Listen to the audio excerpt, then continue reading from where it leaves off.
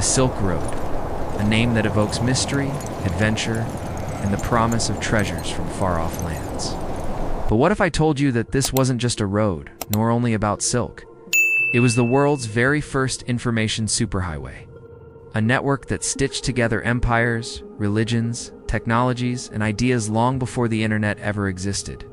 Imagine standing in a bustling market in Xi'an, hearing merchants shout in Chinese, while beside them, an Indian trader haggles in Sanskrit, a Persian scholar debates in Arabic, and a Roman soldier buys spices with coins minted thousands of miles away. This was the Silk Road, a story of connection, of exchange, and of the countless people whose lives shaped civilizations in ways still felt today. The origins of the Silk Road go back more than 2,000 years.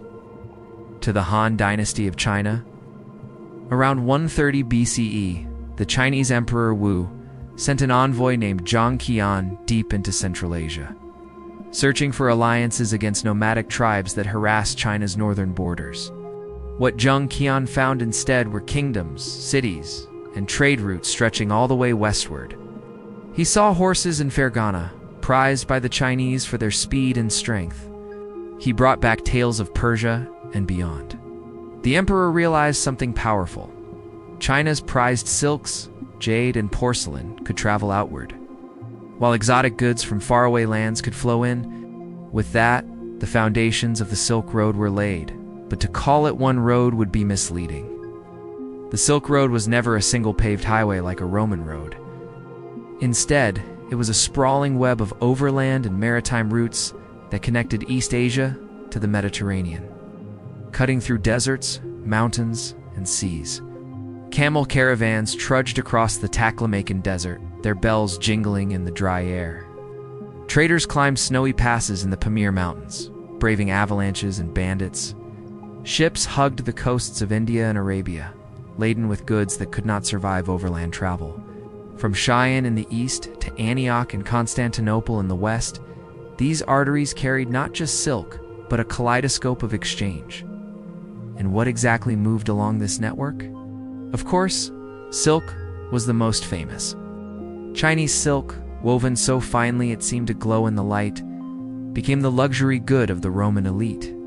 Senators draped themselves in shimmering robes, prompting outrage from conservative voices who claimed silk was corrupting Roman morals. But silk was only the beginning. Spices, from India pepper, cinnamon, cardamom, spiced up bland diets in distant Europe. Glassware from Rome found its way to China. Horses from Central Asia transformed Chinese warfare. Ivory from Africa, furs from Siberia, precious stones from Persia crossed these routes. To walk along a Silk Road market was to experience the world in miniature. The air filled with scents of incense, fabrics shimmering with color, and the babble of countless languages. But goods were not the only things exchanged. The Silk Road became a superhighway for culture and ideas. Buddhism, born in India, spread eastward along the caravans. Reaching China by the 1st century CE, monks carried not just sacred texts, but artistic traditions, images of the Buddha carved into cliffs, painted onto walls, translated into Chinese characters. Later, Islam traveled with Arab merchants into Central Asia, while Nestorian Christianity and Zoroastrianism left their marks as well. Alongside religion came science, mathematics, and medicine. Paper, invented in China, reached the Middle East and then Europe, transforming education, bureaucracy, and eventually the printing press. Without the Silk Road, the Renaissance itself might never have happened. Of course, these connections brought risks. Alongside silks and spices came disease. The most infamous example was the Black Death in the 14th century, which swept from Central Asia into Europe, carried by fleas on rodents that traveled with caravans and ships. Within a few years, it wiped out nearly half of Europe's population. Trade brought prosperity, but also vulnerability, reminder that interconnectedness can be both a gift and a curse. The empires that flourished along the Silk Road recognized its importance. The Han Dynasty, the Tang Dynasty, the Byzantine Empire, the Abbasid Caliphate, the Mongol Empire all, in their turn, built their fortunes on controlling or taxing these routes. Under the Tang Dynasty, China entered its golden age, with Chang'an, modern Xi'an, as a cosmopolitan capital where Persians, Indians, Arabs, and Central Asians mingled. Under the Abbasids, Baghdad became a hub of learning, where Greek philosophy translated from scrolls carried by traders sparked new fields of science. And when the Mongols thundered across Eurasia in the 13th century, they paradoxically brought a period of stability known as the Pax Mongolica, where merchants could travel from Venice to Beijing with unprecedented safety. Marco Polo's journey to Kublai Khan's court was only possible because the Mongols had stitched the road together under their vast empire. But the Silk Road was never static.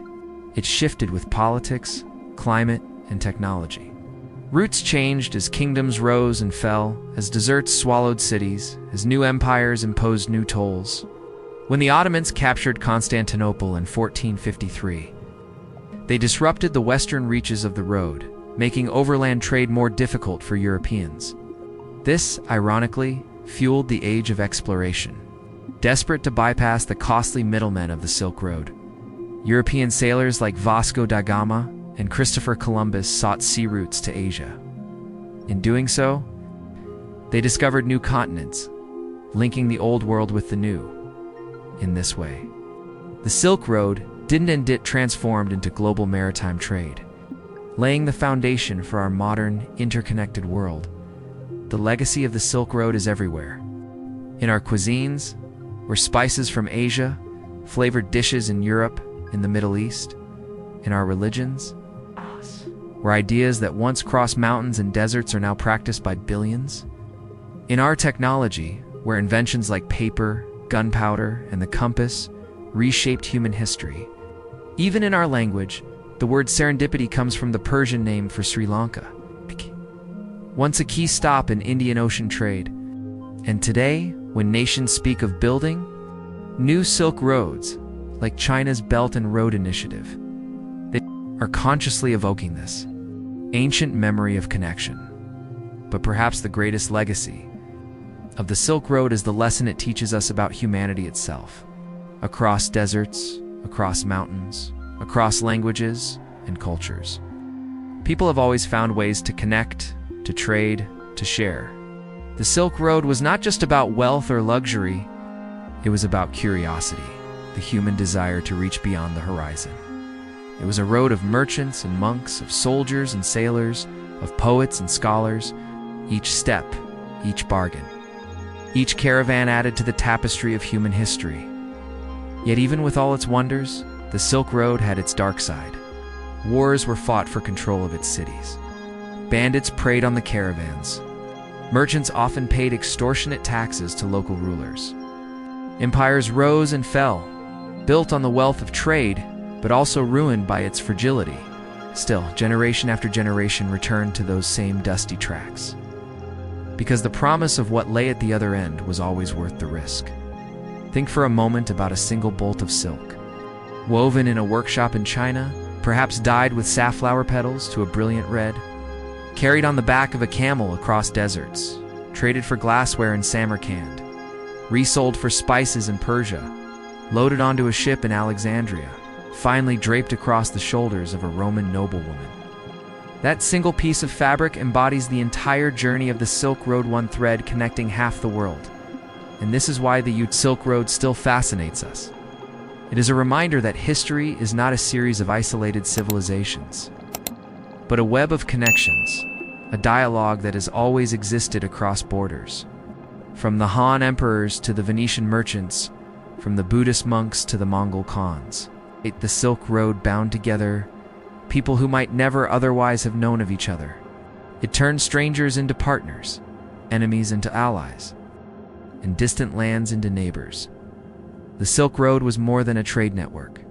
It was humanity's first great experiment in globalization. It showed that ideas and goods could travel farther than armies, that curiosity could build bridges where conquest had only built walls. It was the internet of the ancient world, and though its caravans no longer trudge through the deserts, its spirit lives on every time cultures meet, merge, and create something new. And so, the next time you see a map of the Silk Road, don't think of it as lines crossing Asia. Think of it as veins carrying the lifeblood of civilization.